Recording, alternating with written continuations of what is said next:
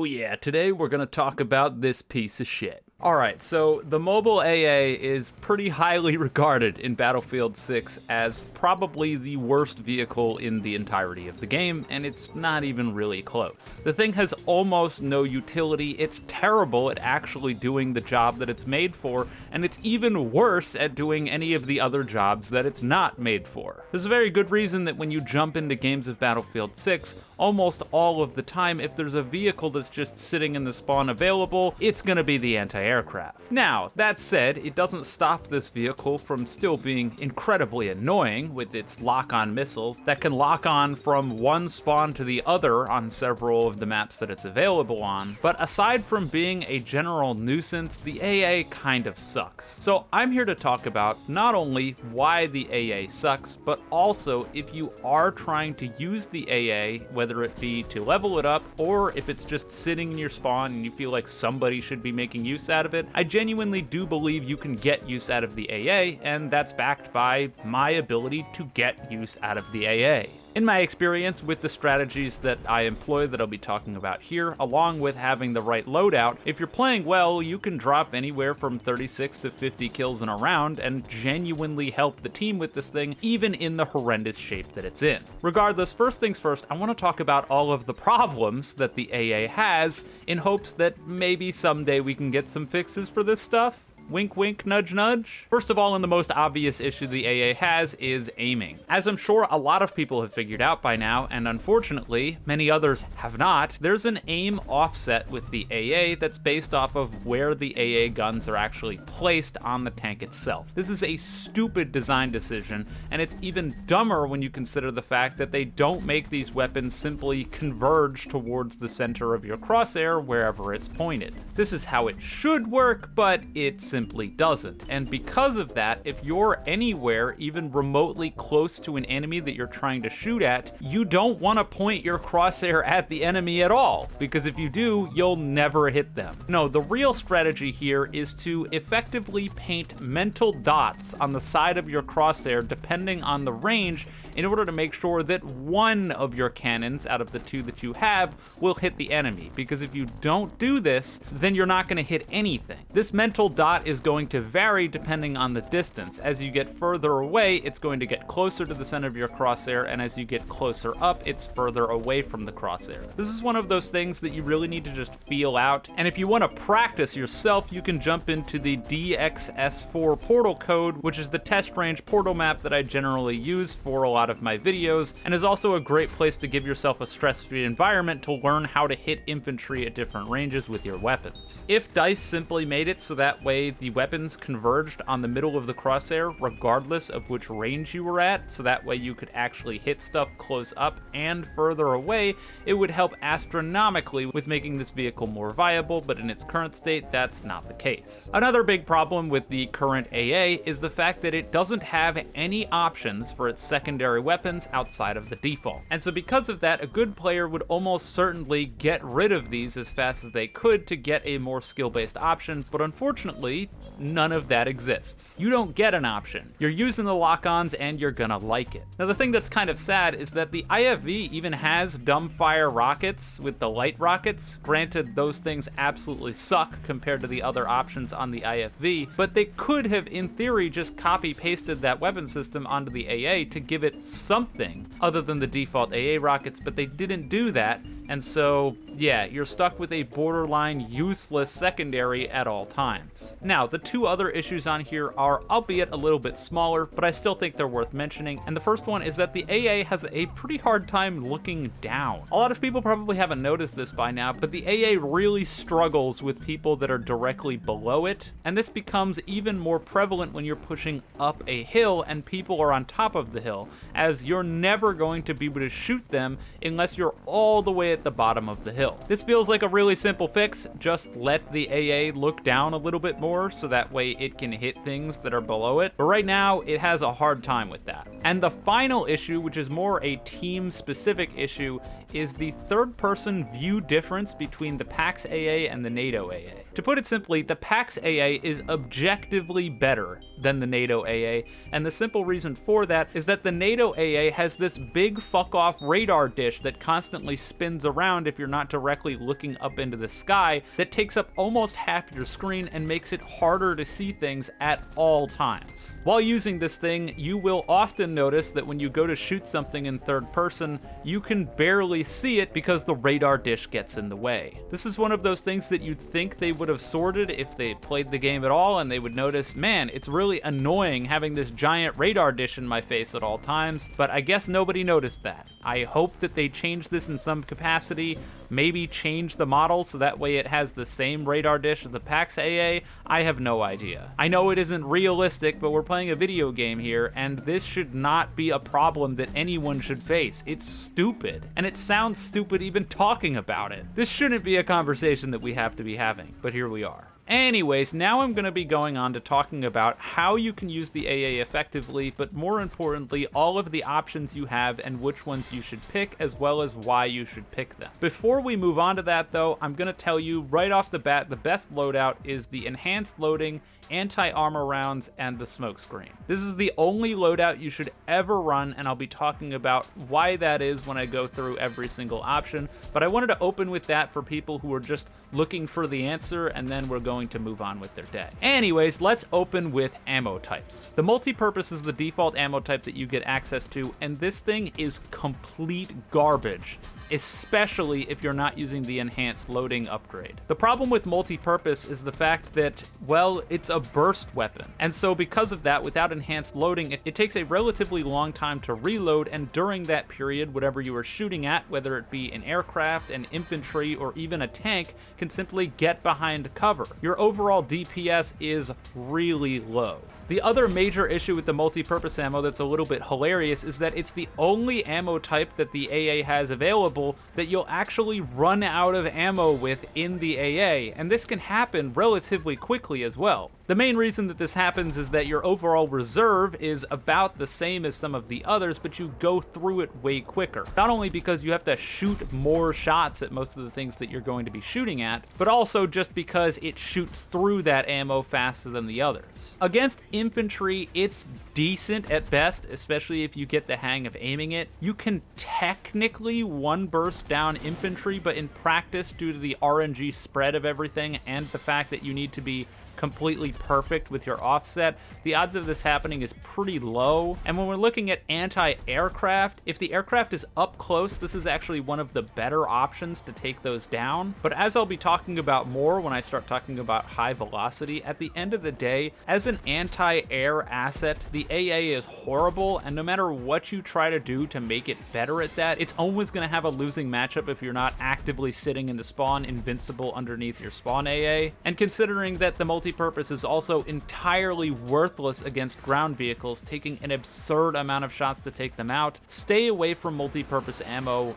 at all costs. Now, high velocity is a bit of a weird one. As I already said, this is hands down the best ammo against aircraft, which you would automatically assume means this is the best ammo for the AA, and you would be dead fucking wrong. One of the main problems with high velocity ammo is the fact that it is, in my opinion, only viable if you're running the Combat Engineer upgrade path. The first upgrade you get for Combat Engineer makes it so that way your overheating on vehicle weaponry takes significantly longer. This takes the high velocity from being pretty garbage, all things considered, to being a very solid option against aircraft. The problem is, because this is locked behind the first upgrade, it means that if you're playing at the start of the map and hop in an AA and you're running high velocity, you're effectively nerfed for a good portion of the time you'll be playing until this unlocks. And the way the upgrade paths are set out right now, as I've mentioned in previous videos, it will take you an eternity to unlock a lot of this stuff, so good luck. The main issue with high velocity is, while it's good against aircraft, or good in quotes against aircraft,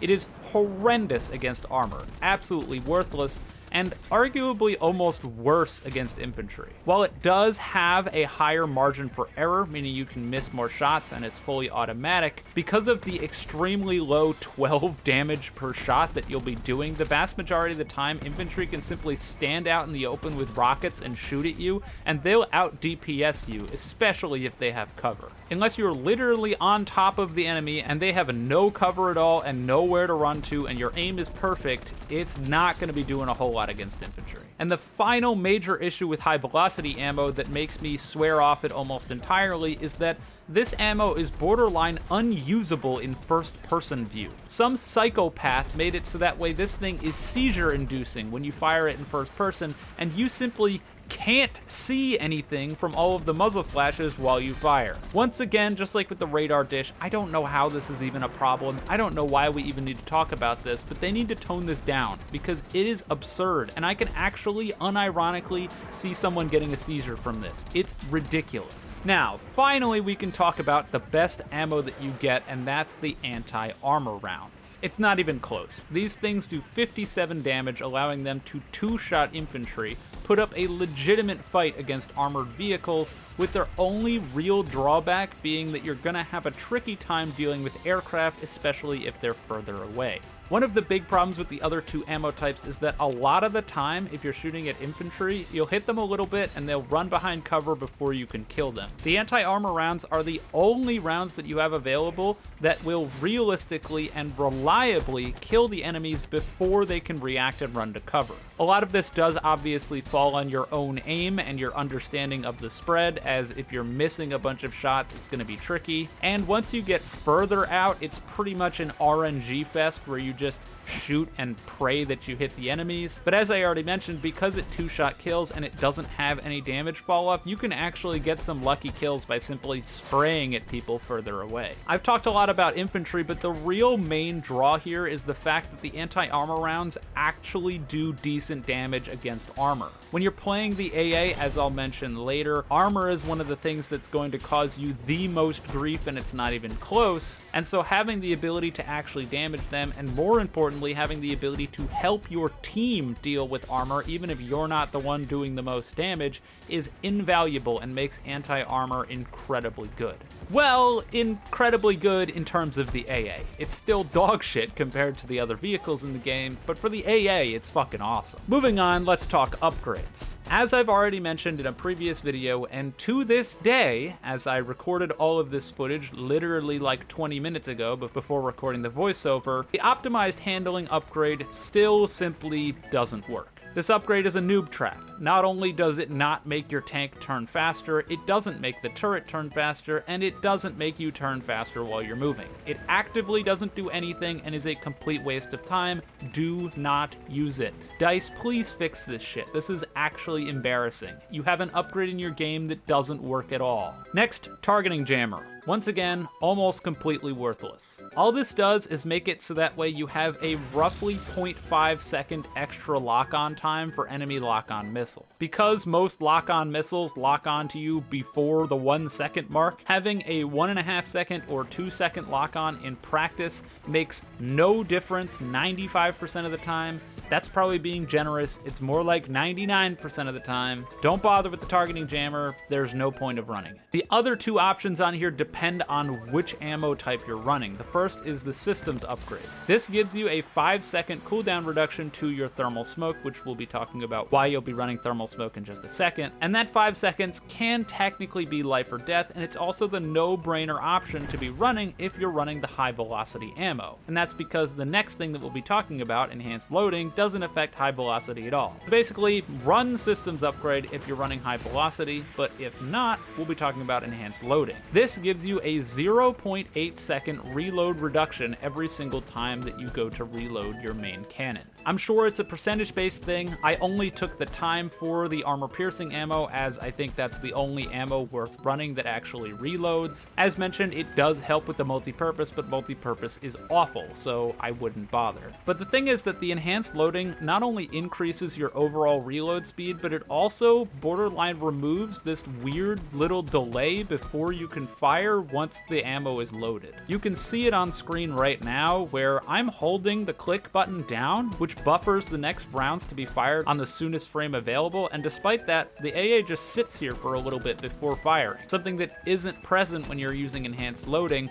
and overall just a almost 1 second reduction on a 2-second reload is really good, and increases the DPS tremendously. It is absolutely the best option, not even close. Now finally, we're going to talk about the equipment, and this is a really easy one. You get two options, one's the correct one, and one is the wrong one. Emergency repair is completely useless, as it needs to be triggered when you're already low health or when you've been otherwise disabled. Now to be fair, when you get disabled in the AA, it's pretty much a death sentence, but having the emergency repair is never going to save you even nearly as much as the thermal smoke. The reason that this is an obvious pick is due to the fact that you're in an AA, you're going to be constantly targeted by lock-ons, not only from the attack helicopter, but also the attack jet. You'll also probably be consistently painted by either the IFV or enemy recons, and if someone starts shooting javelins at you while you're painted, it does an absurd amount of damage.